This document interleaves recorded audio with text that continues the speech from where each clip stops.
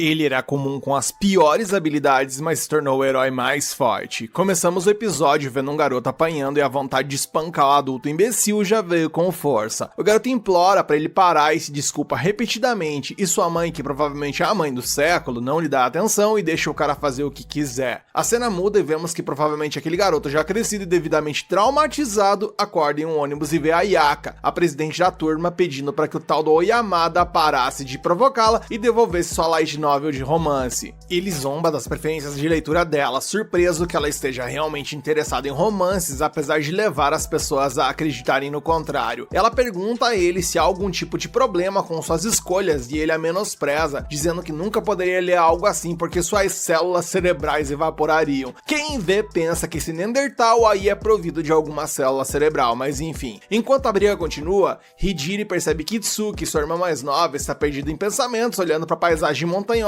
mas diz a ela para prestar mais atenção ao que tá acontecendo ali dentro do ônibus. Ayaka pede mais uma vez pro imbecil ali devolver seu romance, já que ele não está interessado, mas ele obviamente não atende seu pedido. Ele então pede a ela suas redes sociais em troca do romance e ela inteligentemente recusa isso. O ônibus estava levando a turma para uma excursão e enquanto a discussão entre a presidente e Oyamada continuava, nosso prota, que se chama Mimori, considerava intervir. Ainda assim, ele percebe que seria muito insignificante para fazer algo eficaz. Ele decide permanecer indiferente, assim como as irmãs que estão ali e o professor da turma, que também é um exemplo perfeito de como não ser um adulto para os adolescentes que estão no ônibus. O bate-boca deles parece interminável, eis que Mimori se cansa disso tudo e se levanta, dizendo a Oyamada para devolver o livro de Ayaka. Enquanto Oyamada estava surpreso por Mimori defender Ayaka, Mimori na real está mais surpreso que ele por se ver de pé, pois não sabia quando seu corpo se moveu por impulso. Oyamada o reconhece, mas se pergunta de onde veio essa coragem para lhe dizer o que fazer. Mimori tenta argumentar com Oyamada dizendo para devolver o romance da Ayaka porque ela está ficando irritada com isso tudo.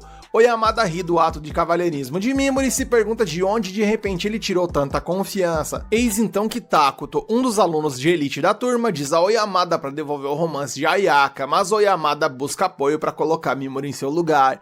Takuto diz que não tem interesse nessas baboseiras e Oyamada tem inveja da aura legal de Takuto.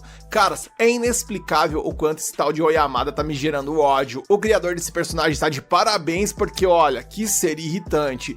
Takuto diz a ele para ignorar Mimori, mas que deve devolver o romance de Ayaka porque isso não lhe parece certo. Vemos então que Asagi, uma das alunas sentadas mais à frente, elogia Takuto por apoiar Ayaka enquanto Oyamada entrega o romance a ela. Os outros alunos silenciosamente elogiam Takuto por ser gentil, apesar de ser um aluno de elite. Oyamada então senta-se atrás do banco de Yasu e começa a chutar o banco, questionando a audácia de Mimori ao enfrentá-lo. Yasu treme de medo, pedindo desculpas, mas o professor interfere, dizendo-lhe para parar de incomodar o rapaz. Caramba, é muita gente ruim junta em um ônibus só, gente, tá doido. Mimori também ficou surpreso por ter tido confiança para enfrentar Oyamada e concluiu que seu sonho foi a causa, porque isso o deixou tenso. Enquanto Oyamada reclama que seu grande momento foi arruinado por Mimori, uma deusa canta um encantamento que de repente teletransporta toda essa galera para um salão. Eles se perguntam se estão em algum tipo de sonho, pois de repente aparece em um local desconhecido. A deusa Vício se dirige a eles, dando a eles boas-vindas como heróis em Alion, seu reino. Ela informa que os heróis são convocados para lutar contra o grande Imperador Demônio sempre que ele aparece. O Imperador Demônio foi derrotado uma vez há 200 anos atrás pelos esforços combinados de heróis, o que provavelmente deve ter acontecido em algum outro anime, mas recentemente ele foi ressuscitado novamente, o que exigiu a convocação de novos heróis. A deusa pede aos novos heróis de outros mundos por sua força para enfrentar uma ameaça tão grande à prosperidade de seu reino. Os alunos ainda têm dificuldade em compreender o que tá rolando por ali e seu professor os acalma de repente, assegurando-lhes que tudo ficará bem, pois ele está com eles. Embora ele não tenha entendido a situação de fato, ele pede para que prestem atenção no que a deusa diz. A deusa o agradece por isso e ele sorri timidamente, tentando agradá-la. Mimori olha ao redor, notando as paredes de pedra, salgueiras antigas e os soldados armados e as características da deusa. E apesar de tudo que ele podia ver, ele ainda não estava convencido de que estava em outro mundo. Takuto se pergunta o que acontecerá se eles se recusarem a cooperar, e ela diz que eles estão presos ali de qualquer maneira, pois ela não pode levá-los de volta ao seu mundo. Takuto pergunta se há alguma forma deles voltarem, e ela diz que só pode ser feito através do evento de invocação reversa, que requer um elemento mágico especial chamado Essência do Rei Demônio. Esse elemento só pode ser obtido através através do coração do Rei Demônio ou coletando a essência do Rei Demônio, que é liberada após a sua derrota e colocado no cristal de um determinado colar. O Yamada está irritado, perguntando o que o Imperador Demônio tem a ver com eles, pois eles são de outro mundo. A deusa então se ajoelha, implorando-lhes para que ajam como heróis e mandem de vala ao Rei Demônio. Ayaka explica à deusa que eles não podem ser de muita ajuda, mesmo que elas considerem seus messias ali, pois são apenas humanos normais. A deusa lhes diz que eles possuem poderes que nenhum outro humano tem, e Mimori de repente sente uma estranha formigação ali no seu corpo. Ela explica que os poderes foram conferidos a eles quando eles foram invocados para o seu mundo, mas o Yamada não acredita nessa esparrela e diz para ela parar de brincar com eles. A deusa então decide sair da teoria e passar para a prática. Nisso ela chama seu guarda e pede para que ele solte um lobo demônio e um prisioneiro, que não perde tempo em devorá-lo. Ela então destrói o lobo com um feitiço de bola de fogo, que obviamente surpreende a todos. Os alunos agora estão convencidos de que eles estão em um mundo completamente diferente do que eles conheciam. A deusa pede para que se aproximem de uma bola de cristal individualmente para que suas habilidades sejam reveladas, e é nesse momento que eu torço com todas as minhas forças para que o paspalho do Oyamada seja o mais fracote. Cada aluno se aproxima da bola e seus poderes mágicos são revelados, mas quando o Oyamada se aproxima e coloca a mão sobre ela, ele emite uma cor vermelha brilhante que surpreende a todos. Que saco, não foi dessa vez que o valentão foi tirado para lixo. O Oyamada fica tão impressionado com suas habilidades mostradas pelo cristal que decide aceitar seu inevitável papel como o messias de um novo mundo. Takuto então se aproxima da bola de cristal para medir suas habilidades mágicas, mas a bola de cristal simplesmente se quebra. A deusa o elogia por ser um herói de rank S e o Yamada corre até ela querendo saber qual era o seu rank.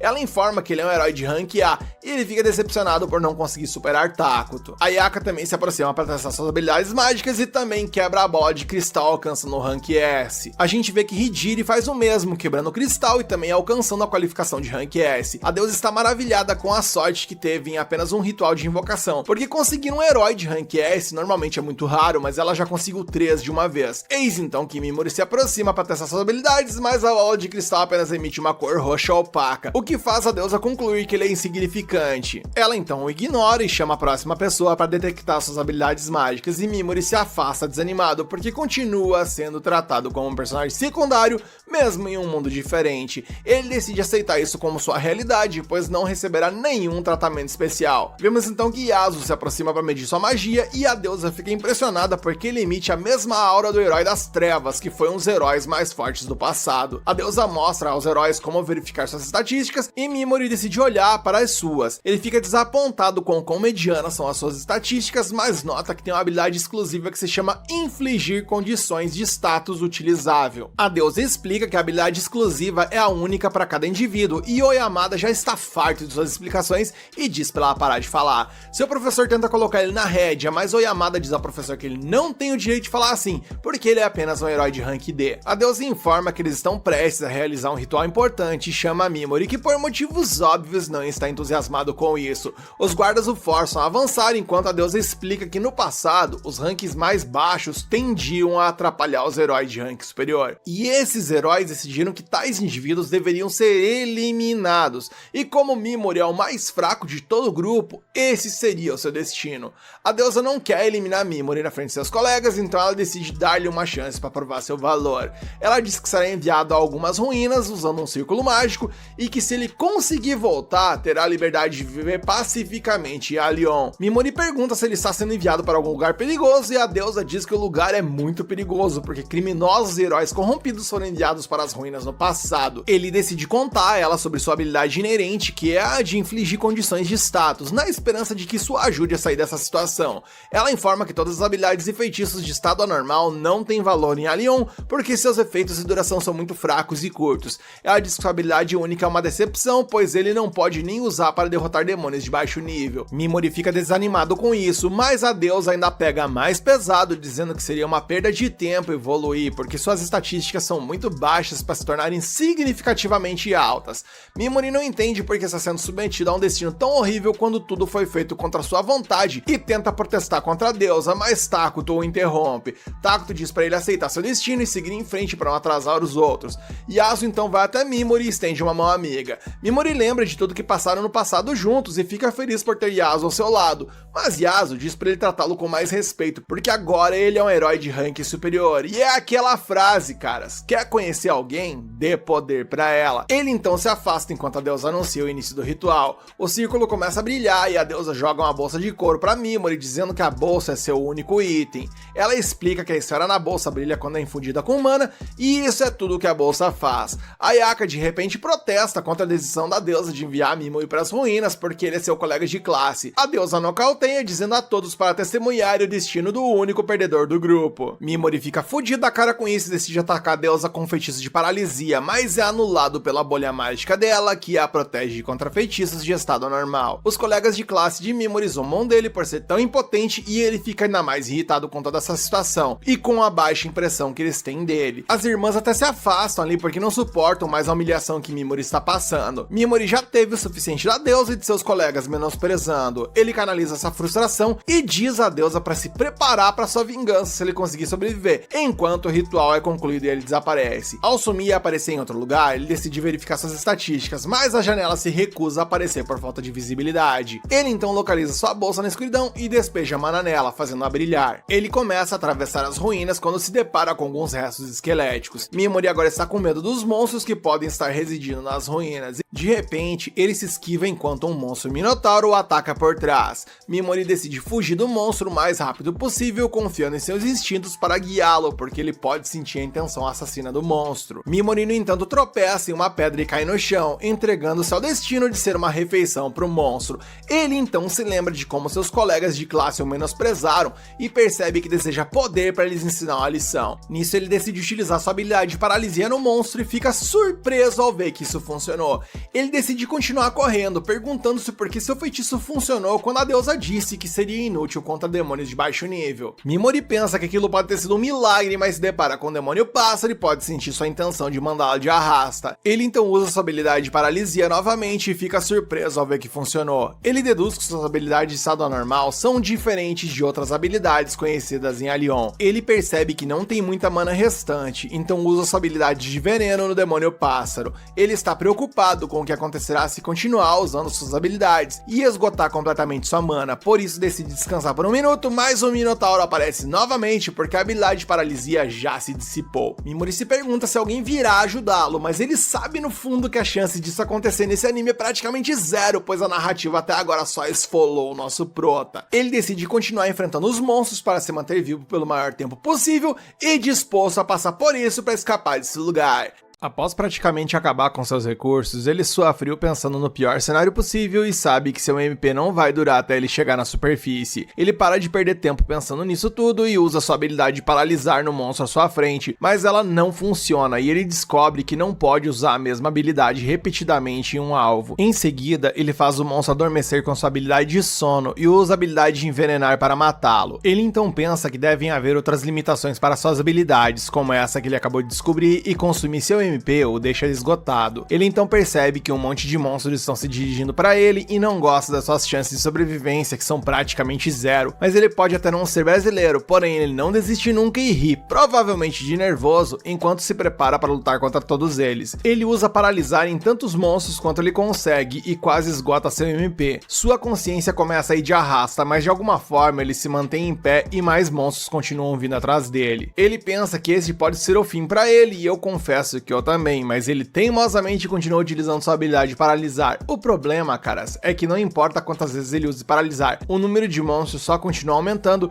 e tudo tá se desenvolvendo para termos um final trágico nessa história. Porém, quando ele e eu já perdemos totalmente a esperança, o milagre do roteiro acontece e ele recebe uma notificação de que subiu para o nível 258 e usa paralisar para frear rapidamente os monstros à sua frente. Ele então descobre que o monstro galinha que ele envenenou anteriormente acabou de divá-la e isso lhe deu uma enorme quantidade de experiência. Ele fica feliz por continuar lutando e continua paralisando todos os monstros à sua frente. Sua habilidade de paralisar então sobe de nível, já que ele tem usado repetidamente, e se pergunta se obter novas habilidades depende de aumentá-las de nível. Ele deixa esse pensamento para outro momento, pois agora a sobrevivência é o que mais importa, e descobre que agora pode paralisar vários monstros de uma vez. Ele então usa paralisar em todos eles e pensa que a deusa pode ser a única sobre quem suas habilidades paralisar não têm efeito, pois ele percebe que sua taxa de de sucesso na masmorra foi de 100% até agora, o que é um bom sinal. Outra coisa que ele percebe é que não pode paralisar os monstros que estão mais distantes, o que significa que sua habilidade de infligir status tem um determinado alcance de efeito. Como ele não pode usar a mesma habilidade em cima de um único monstro, ele usa a habilidade de envenenar em todos os monstros que paralisou. E isso não apenas faz com que sua habilidade de envenenar também suba de nível, mas também ocorre dele fazer um estrago por ali e farmar nível pra valer. Ele então verifica essas estatísticas e percebe que todas foram multiplicadas pelos níveis que ganhou. Seu MP é o mais alto de todos e ele pensa que é esse o status que vai determinar seu sucesso por ali, pois ele só pode usar sua habilidade única por causa disso, e se ficar sem energia, já era. Ele então para descansar e os monstros que envenenou começam a morrer um por um, e isso faz com que ele continue ganhando mais níveis até subir para o nível 395, e então põe os monstros envenenados para dormir para upar sua habilidade de sono para o segundo nível. Depois que todos os monstros vão de vala, seu nível sobe para 501 e ele pensa que, com suas estatísticas como estão agora, ele talvez possa conseguir sair vivo dessa masmorra. Ele então tenta matar os monstros que estão na retaguarda, mas antes que ele consiga fazer isso, eles simplesmente fogem. Após isso, ele pega um manto e qualquer coisa útil que ele possa encontrar de um cadáver que estava ali por perto e pensa que precisará encontrar comida e água também. Ele avança um pouco enquanto procura por mantimentos, mas não encontra nada e percebe que vai dar ruim visto a escassez de coisas básicas por ali. Ele então parte por desespero ao lembrar dos monstros que ele acabou de abater, pensando que eles eram semelhantes a vacas e galinhas, e bem, ele provavelmente pensou que churrascar os monstros poderia ser uma boa ideia. O ser humano, quando está contra a parede, é capaz de muita coisa e ele tenta, primeiramente tentando meter a facada no couro do bicho, mas ele não consegue, pois a carapaça é muito dura. Enfim, já que não resta alternativa, que tal os olhos? E bem, ele manda um pra dentro e eu tô quase mandando meu estômago pra fora. É claro que essa parada teria um gosto horrível e ele não consegue engolir, jogando tudo pra fora. Ele não tem mais força e se pergunta se vai morrer assim, mas percebe que a gema em sua bolsa de couro está parcialmente roxa agora. Ele então coloca sua magia na bolsa para que a gema volte ao normal e de repente sente que a bolsa ficou mais pesada. E nisso ele encontra uma garrafa de refrigerante e um pacote de carne seca dentro e come pensando que foi salvo. Ele não sabe se a bolsa produzirá comida novamente, e se você que está assistindo esse anime e a esse recap quiser me dar uma explicação do que aconteceu por aqui,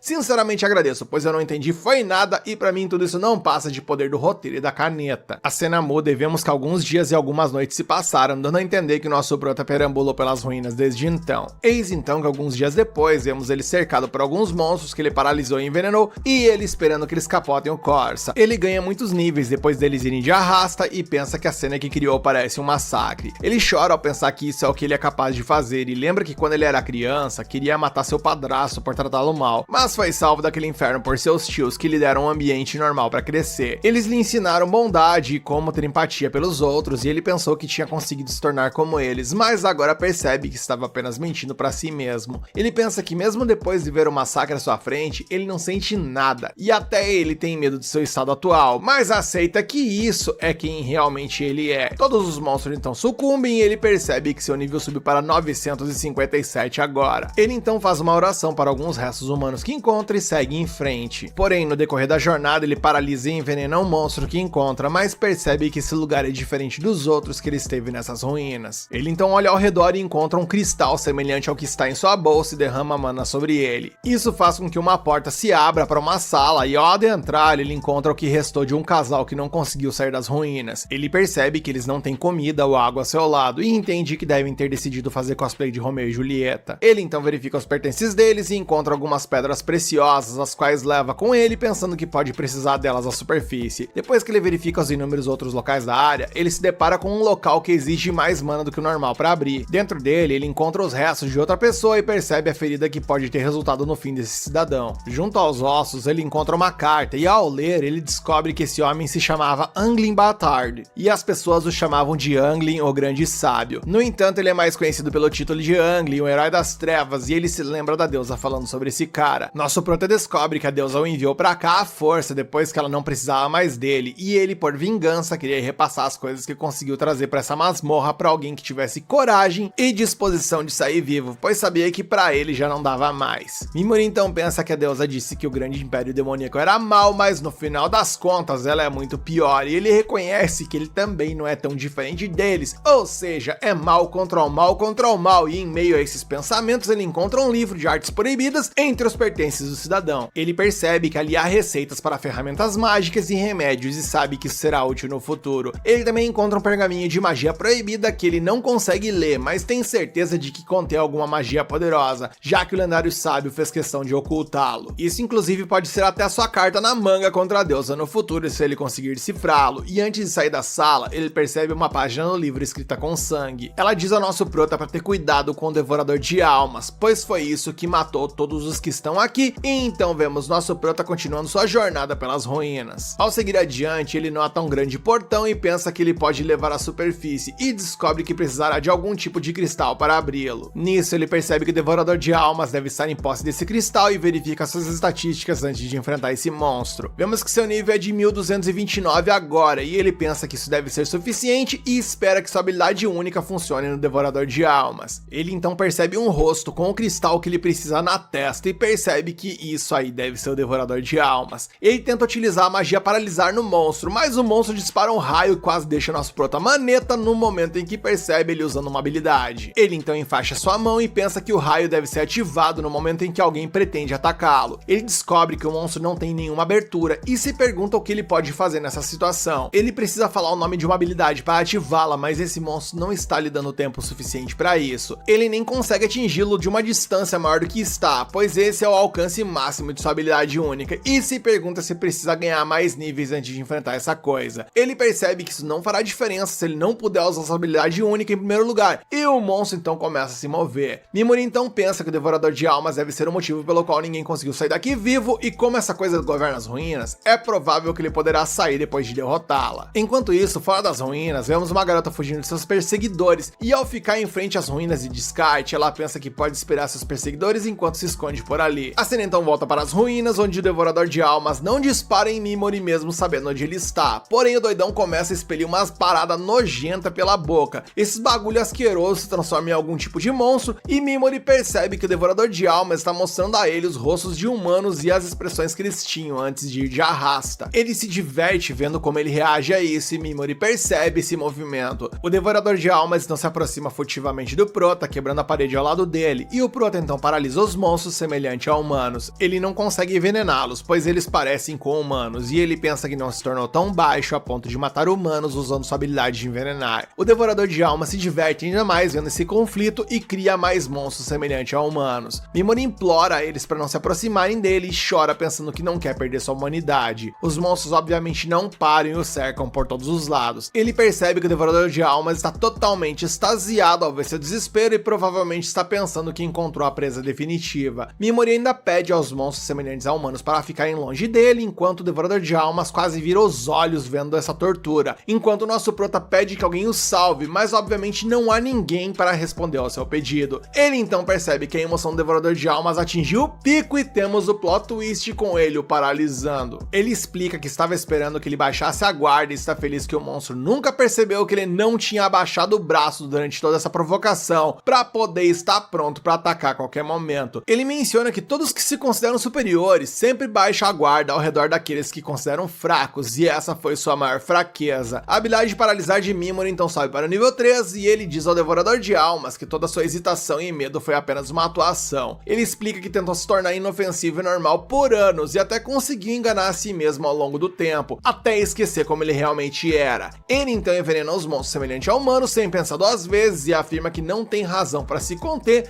mesmo que eles pareçam com humanos. Ele está feliz por ter as estatísticas mais fracas das ruínas e pensa que todos os monstros aqui o subestimaram, e é por isso que conseguiu sobreviver. Ele não consegue acreditar que o poderoso devorador de almas foi derrotado por alguém que foi enviado aqui para descarte, e vê-lo agir de maneira superior irrita o devorador de almas, que tenta se mover, mas é inútil. Nosso prota percebe que o inimigo está recebendo dano porque está tentando se mover enquanto está paralisado. Nisso ele envenena ele e também faz com que sua habilidade de envenenar suba para o nível 3. Com isso ele aproveita e usa o sono para colocar os monstros semelhantes a humanos para descansar. Depois disso o devorador de almas sucumbe e isso libera as almas que consumiu até agora. Os espíritos de todos agradecem a Mimori por salvá-los e o herói das trevas pede a ele para ser vingado a deusa por ele. Todos eles então desaparecem e ele pensa que ele não tem a obrigação de cumprir esse pedido, mas ele tá bem com isso, pois planeja se vingar da deusa de qualquer maneira, independente do que eles digam. Ele então pega o cristal na cabeça do devorador de almas e usa para abrir os portões das ruínas e finalmente consegue sair. Enquanto isso, nas florestas fora da capital real, o resto dos colegas da classe de Mimori estão caçando demônios para subir de nível. Enquanto aquele colega mega irritante e corre atrás de um cão demônio com uma espada, o prodígio Rank S incinera outro monstro com sua habilidade poderosa, atingindo com sucesso o nível 18. Em outro local, vemos que o nerd Yasuo, aquele que ilustra perfeitamente o ditado de quer conhecer uma pessoa, dê poder a ela, queimando alguns monstros com suas chamas escuras enquanto ri ao ouvir seus gritos. Longe deles, uma garota tímida e pura chamada Kobato hesita em matar qualquer monstro, mas uma menina agressiva chamada Azag pede pra ela fazer isso ou ela perderá sua própria vida, porque esse é o primeiro teste dado a elas pela deusa. Azag mantém Kobato sob rédea curta e diz que logo a turma se desintegrará e várias facções se formarão, porque há muitas pessoas egoístas por ali. Azag é uma classe B e planeja criar sua própria facção com as meninas que a seguirem. Ela sabe que como Kobato é apenas uma classe D, ela não será aceita pela facção de Takuto ou pelas outras facções poderosas, e nem mesmo a Ayaka poderá acolhê-la porque ela morrerá em breve. Kobato entra em pânico ao ouvir isso, mas a Azag diz a ela para não se preocupar com detalhes inúteis. Ela apenas quer que ela seja sua pequena bonequinha fofa e para isso pediu às meninas de sua facção que aprisionassem um monstro que ela pudesse facilmente derrotar. Azag pede a Kobato para que mate o monstro e passe no teste dado a elas pela deusa ou será descartada assim como rolou com Mimori. Kobato não quer matar um monstro miserável, mas a Azag a incentiva, praticamente forçando a fazer isso. Eventualmente ela mata o monstro, mas esse ato de violência a deixa devastada e ela se lembra da vez que Mimori ajudou um gatinho de rua ferido. Ela começa a chorar pensando que não pôde ajudar a Mimori. Enquanto isso, Ayaka também volta a si e a dor em seu estômago a lembra de como a deusa a nocauteou antes de enviar a Mimori pro descarte. Ela imediatamente vai confrontar a deusa, que faz um show de atuação pra lá de mequetrefe, dizendo também que ficou profundamente magoada ao enviar a Mimori para o descarte e tal, mas que aquela é a política do reino. Ela acrescenta que o ritual para descartar um membro mais fraco do grupo continuará,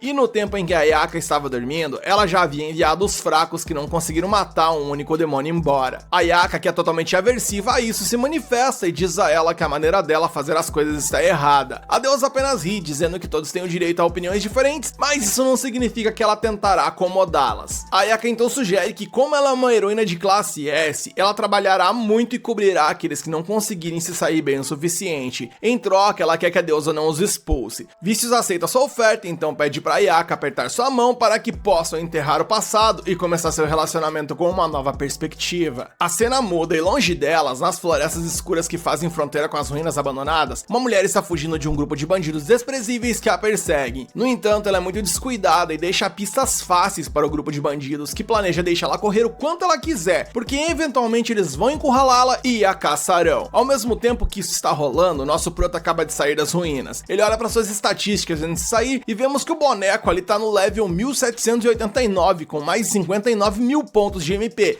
E eu só penso que se o tal do Takuto está no nível 18, ou o sistema de level desse jogo é quebrado, ou o nosso prota já está na estratosfera a nível de poder. Mas seguindo, Mimori menciona que ele está mais interessado nesse momento em descobrir os detalhes de suas habilidades. Ele descobre que pode utilizar a habilidade paralisia em partes específicas do corpo de seu alvo, além de todo o corpo. Ele também pode enfraquecer sua habilidade de veneno para torná-la não letal. Ele planeja testá-la assim que encontrar alguns demônios, mas enquanto continua andando, ouve alguns sons agudos vindo de trás das árvores. Ele descobre que tem um grupo de slimes que está intimidando o slime menor, e Mimori sente pena do pequeno. No entanto, o pequeno slime tem mais coragem do que pensávamos e luta contra os seus agressores. Mimori então decide que é o momento certo para testar suas novas habilidades, e então paralisa todos os slimes e depois usa o veneno não letal nos slimes valentões. Ele então desfaz as habilidades de veneno e paralisia dos slimes agressores, fazendo-os fugir. Após isso, ele então se vira para o pequeno slime e lhe diz que ele fez bem em lutar contra os agressores. Mimori diz a ele que vai libertá-lo da habilidade de paralisia e apenas pede para que ele não o ataque. Ele então libera a habilidade de paralisia e segue seu caminho, mas o slime começa a segui-lo. Mimori pensa que se o slime também é o excluído como ele, então eles poderiam se dar bem e decide adotá-lo. Ele coloca o slime em seu capuz e pede para que ele vigie suas costas, o alertando em caso de perigo. Enquanto isso, Mimori lê um livro sobre as artes proibidas do herói das trevas. Nele há uma receita sobre um remédio que pode fortalecer inclusive até os slimes. Mimori então conversa com o pequeno slime, informando que está em sua jornada de vingança contra aqueles que o prejudicaram. Ele pergunta ao slime se ele ainda quer segui-lo sabendo disso, e ele afirma que sim. Mimori fica feliz em ouvir isso e o nomeia como Pigmaro, e o slime gosta de seu novo nome. Nosso prota então continua andando com ele, quando de repente é cercado por bandidos que estavam atrás daquela mulher misteriosa. Os bandidos estavam tentando fazer ela se cansar, mas no caminho encontraram outra presença e foram até ele para se divertir. O líder dos bandidos pede a Mimori para entregar tudo que ele tem de valor, e então eles podem poupá-lo. Mimori está aterrorizado porque os bandidos parecem assustadores e ele nunca lutou contra um humano antes. Os bandidos entram em uma discussão sobre se apressar para pegar a garota em vez de perder tempo com esse cara, e Mimori tenta escapar de fininha ali usando essa chance. No entanto, o líder dos bandidos pede para ele parar imediatamente e Mimori implora para deixá-lo viver, mas isso faz o bandido ficar ainda mais determinado a matá-lo. Ele então corre em sua direção, mas Mimori obviamente estava apenas fingindo estar com medo, e com essa brecha ele usa sua habilidade de paralisia para imediatamente parar o movimento do líder, e então ele aproveita para expressar tudo aquilo que eu já estava pensando sobre esses caras, que eles são uns mau caráter, lixo, escórias e etc. E embora eles sejam muito mais fracos do que os demônios lá das ruínas, suas intenções malignas são ainda mais intensas que as deles. Caramba, até Pigmaro tá fudido da cara com eles ali, o que só demonstra o quão podres esses caras são. E Mimori diz que matar pessoas desse nível não pesará em sua consciência e ele ficará feliz em aliviar o fardo da terra significativamente. Ele então lança um feitiço de veneno em todos os bandidos, e uma vez que todos morrem, Mimori percebe uma outra presença nas proximidades. A presença pertence à garota misteriosa, que usou uma técnica especial pertencente à sua tribo para invocar uma armadura espiritual para se proteger dos bandidos.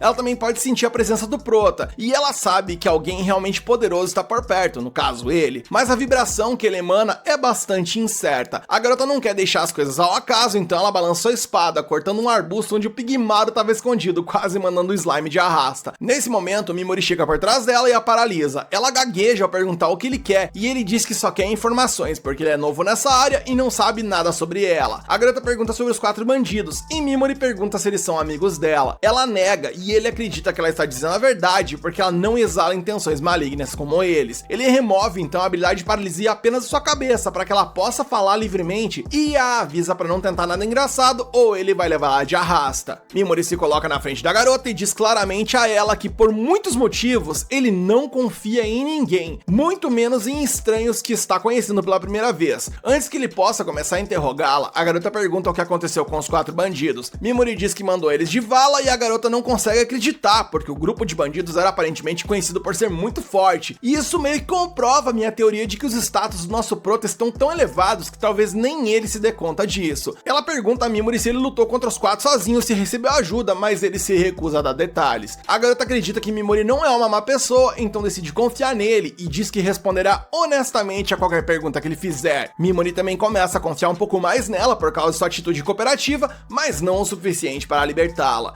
Eles começam a conversar e Mimori descobre que no momento ele não está no reino de Alion, mas está na floresta ao sul do reino de Usa. Ele aprende muitas coisas sobre isso e finalmente pergunta à garota se ela pode ler o pergaminho de feitiços proibidos. E ao vê-lo, tudo que ela pode dizer sobre isso é que o que está escrito ali é um tipo especial de escrita antiga que quase ninguém pode ler. No entanto, ela conhece alguém que pode. Ela conta a Mimori sobre uma pessoa chamada Bruxa dos Tabus, que foi banida de sua terra natal porque foi considerada perigosa demais devido ao seu conhecimento excessivo. A garota diz a ele que se ele quiser encontrar a bruxa, deve ir até a Terra dos Monstros de Olhos Dourados, que é uma área perigosa no centro do continente. Mimori então agradece a garota por todas as informações valiosas e ela o agradece de volta porque ele a salvou dos bandidos. Mimori então diz que as informações compensam e a garota por sua vez lhe deseja boa sorte. Ele pensa que ela é honesta e inocente demais para o próprio bem, o que o lembra de sua tia que resgatou ele quando ele estava em maus lençóis lá na infância. De qualquer forma, ele decide ir embora depois de dizer à garota que o feitiço de paralisia se desfará em alguns minutos e então ela poderá seguir seu caminho. Pigmaro por sua vez pula atrás de Mimori e depois sobe em seu ombro. Eles conversam sobre como é improvável que a garota os ataque uma vez que seja livre do feitiço de paralisia, mas Mimori ainda quer que o seu parceiro Slime vigie suas costas apenas por precaução. E Pigmaro diz que é pra deixar com o pai, que ele vai cuidar de tudo por ali. A cena muda e vemos que nos pós-créditos tem uma galera mencionando uma recompensa enorme por alguém, mencionando que esse certo alguém é uma paladina de Nea, que foi derrotada por Bacchus e que é a princesa da antiga nação dos meio-elfos. E pra mim ficou claro que eles estão falando da mulher misteriosa que o nosso enquanto encontrou. A galera ali faz uns comentários nojentos sobre se divertir com ela e tal, e conforme a cena vai evoluindo, o cartaz de procurado nos é mostrado e estão falando justamente dela, e ela se chama Sarah Zashen. Alguns dias depois, Mimori chega à cidade província de Mills. Os guardas no portão se perguntam se ele é um dos mercenários respondendo ao chamado para conquistar as ruínas e o deixam entrar. Mimori não pôde deixar de notar que eles nem sequer verificaram sua bagagem ou revistaram em busca de armas. Mesmo assim, ele fica feliz por entrar na cidade pacificamente. Ele vai até uma pousada próxima e pede um quarto, mas o dono da pousada avisa rudemente sobre o preço. Mimori imagina que deve ser por conta de suas roupas sujas, então ele mostra ali uns trocados e diz ao dono da pousada que acabou de chegar de uma longa jornada. A atitude do dono da pousada muda imediatamente e ele é calorosamente recebido. Quem tem dinheiro tem tudo. Quando o dono da pousada pergunta seu nome, Mimori lhe dá o seu nome falso, Hachiskou. Mais tarde, em seu quarto, Mimori pendura suas roupas limpas enquanto Pigmaru se acomoda para dormir debaixo da cama. Mimori então sai à noite e descobre que a cidade é bastante receptiva aos estrangeiros. E observando as placas das lojas, ele também conclui que há lojas medievais habituais como ferreiros. No entanto, uma placa chama sua atenção. A placa mostra um papel e uma pena, e Mimori se pergunta se aquela ali é a guilda dos aventureiros. Mimori então janta em uma taverna próxima. Ele escolheu o lugar porque seria fácil para ele escutar os outros clientes e reunir várias informações. Através de um grupo de bêbados, ele descobre que existem várias organizações fortes no continente. Isso inclui a Brigada Brilhante, liderada pelo Imperador Louco Falkendotzini, a Ordem dos Lobos Brancos do Reino de Magner, a Ordem Sagrada da Expurgação do Ducado de Ionato e a Ordem dos Caçadores de Monstros de Ulza. Por último, aqueles que dizem ser a mais forte de todas são os Cavaleiros do Dragão Negro do Império de Bacchus, que destruíram o Sacro Império de Nia. Além disso, esse grupo também possui o humano mais forte e o Matador Sagrado. Depois de ouvir toda essa informação, Mimori sai dali e vai para o seu quarto. Ele alimenta Pigmaru enquanto pensa no que fazer a seguir. Seu primeiro objetivo é decifrar o pergaminho da magia proibida, o que significa que ele realmente precisa ir para a Terra dos Monstros de Olhos Dourados e encontrar a Bruxa dos Tabus. Seu outro objetivo é usar a arte proibida para aprimorar as capacidades de Pigmaru. E lendo a receita, ele menciona que o ingrediente-chave para isso tudo é o pó de ossos de um esqueleto rei. Além disso, ele ouviu que mais cedo eles estão conquistando as ruínas próximas de Mills, e esse é o habitat dos referidos esqueletos reis. E bem, parece que Mimori acabou de encontrar seu próximo alvo. No dia seguinte, Mimori vai então às ruínas de Mills. Do lado de fora, o Marquês Hercule agradece a eles por aceitarem seu trabalho e anuncia que o objetivo é encontrar o cálice do olho do dragão dentro das ruínas. Ele dará uma recompensa generosa ao aventureiro sortudo que conseguir encontrá-lo, e com um bônus adicional, ele permitirá que todos fiquem com quaisquer materiais de monstros que encontrarem. Mimori ficou particularmente feliz ao ouvir essa última parte, pois isso significa que ele poderá levar para casa o pó de ossos do esqueleto rei. Mimori estava na fila para o registro quando percebeu uma comoção ocorrendo na outra fila. Um outro aventureiro está assediando uma garota de capuz, pedindo para ela remover o capuz e mostrar o rosto. Mimori reconhece de longe que a garota é aquela mesma garota que ele esbarrou lá atrás. O aventureiro insistente anuncia que a garota deve ser Sarah Zashen, a ex-capitã paladina do agora destruído Sacro Império de Nia. Os aventureiros ao redor ouvem isso e começam a fofocar sobre se a garota é realmente ela ou não. Enquanto isso, o imbecil continua assediando a garota de diversas formas e insistindo que ela é Sarah, mesmo ela dizendo que não. O aventureiro então puxa o capuz da garota para revelar suas orelhas, mas para o seu choque, eram orelhas humanas normais. Ela diz a todos que seu nome é Miss Balukas e não Sarah, sentindo-se insultada por ser publicamente envergonhada. O aventureiro então faz exatamente o que todo cretino faz quando está acuado. No caso, ele foge igual a um covarde. Meu, esse anime consegue ter uns caras bem irritantes, tá doido? A cena muda e após se registrar, Mimori está planejando fazer algumas compras para se preparar quando Misty o chama e pergunta se ele também está lá para entrar nas ruínas. Mimori responde que sim e avisa Misty que ela acabou de fazer um inimigo aventureiro mais cedo. No entanto, Misty diz que não está preocupada com isso, pois ela fez isso intencionalmente para manter as pessoas afastadas. Mimori podia claramente perceber que Misty pretendia evitar as pessoas, mas antes de deixá-la em paz, ele também lhe pede um favor. Ele quer alguns conselhos para não ser enganado enquanto compra itens de exploração. Ele está até disposto a pagar Misty pelos seus conselhos. Misty admite que também precisa de fundos para comprar alguns itens, então seus objetivos estão alinhados. Os dois então apertam suas mãos para se ajudarem e se apresentam novamente, ambos dando seus pseudônimos, no caso Hachiskou e Miss Balukas. Ambos sabem que o outro está usando um pseudônimo, mas como também sabem que tem seus próprios segredos, eles decidem não compartilhar seus nomes reais. Na ferraria, Misty ensina a Mimori como comprar e avaliar boas armas para comprar, e graças à orientação dela, Mimori conseguiu gastar seu dinheiro de forma mais eficaz. Como ele conseguiu economizar mais de 3 moedas de prata, ele entrega justamente 3 moedas de prata para Misty como pagamento. Após agradecer, Misty estava prestes a sair quando de repente caiu de joelhos, forçando Mimori a segurá-la. Mimori pode instantaneamente perceber que Misty é mais leve do que o normal e tem olheiras. Misty agradece pela preocupação dele, mas rapidamente corre. Pigmaro enfia essa cabeça pra fora, curioso sobre o que tá rolando, e Mimori informa que eles agora vão começar a limpar as ruínas de Mills. Mais tarde, nas históricas ruínas de Mills, Mimori se encontra descendo as escadas para os outros andares mais profundos do calabouço.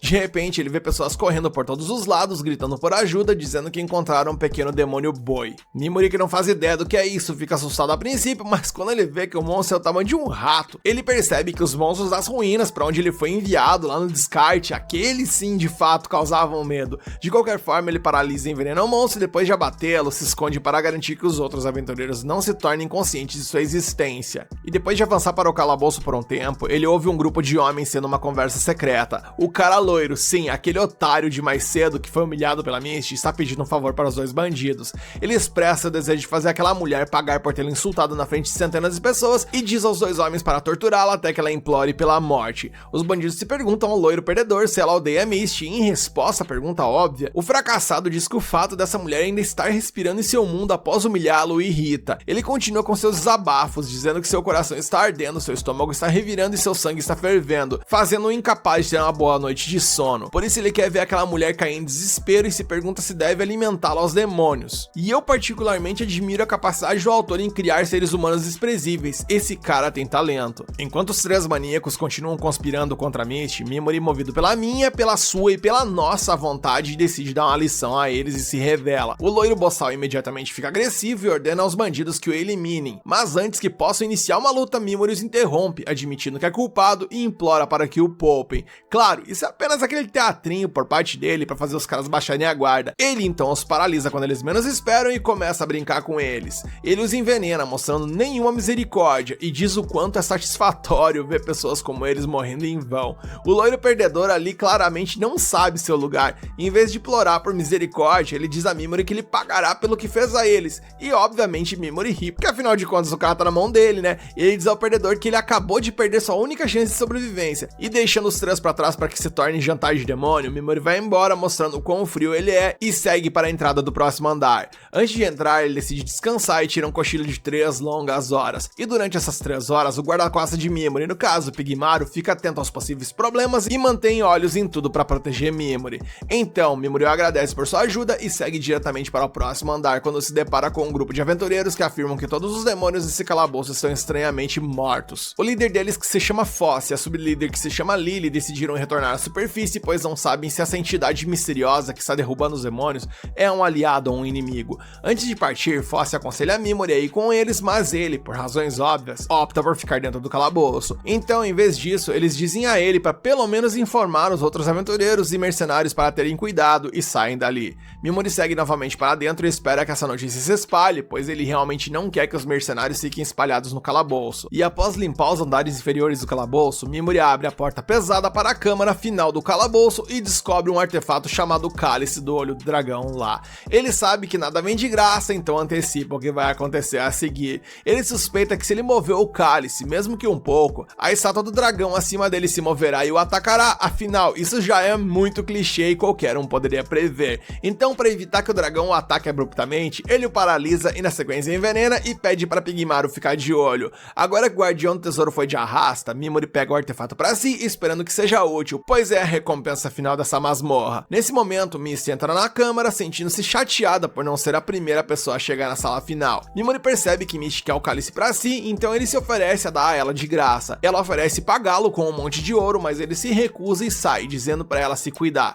Misty tenta parar Mimori, então ele revela suas verdadeiras intenções, dizendo que há um andar escondido nesse calabouço onde reside um demônio. Ele abre a porta secreta para esse andar escondido e diz a Misty que o demônio possui algo que ele deseja. Como Mimori generosamente deu a Misty a recompensa da masmorra, Misty se oferece para ser sua escolta, prometendo sua segurança. Mimori sabe que essa mulher insistente não vai desistir, então ele concorda em levá-la como escolta com a condição de que ela evite fazer perguntas sobre sua vida pessoal. Além disso, ele diz que não tem prazo para retornar à superfície, então se ela quiser voltar sozinha, estará por conta própria, e ambos aceitando as condições, seguem viagem. A cena muda e vemos que a Misty está fatiando um monstro por ali. Mimori acha que ela está fazendo um ótimo trabalho e diz que quer lhe fazer uma pergunta sobre os monstros com olhos dourados e mais uns outros. E esses monstros específicos eram os que residiam nas ruínas para onde Mimori foi descartado. E de acordo com Misty, os demônios de olhos dourados dropam uma tonelada de pontos de experiência e são a melhor presa para os heróis subirem de nível. Falando em heróis, Misty também menciona que esses heróis vêm de outro mundo e só podem ganhar experiência eliminando demônios, e isso explica muita coisa. Tanto o fato dele ter ganho muita experiência por conta de ter saído da dungeon de descarte vivo, porque lá tinha uns monstros enormes, como também pelo fato de que Mimori não ganhou experiência ao eliminar humanos. De qualquer forma, eles seguem para a próxima área, onde Misty sente outro demônio nas proximidades. O demônio que ela está sentindo é na verdade Pigmaro, então Mimori o apresenta a ela, dizendo que Pigmaro é seu companheiro de viagem.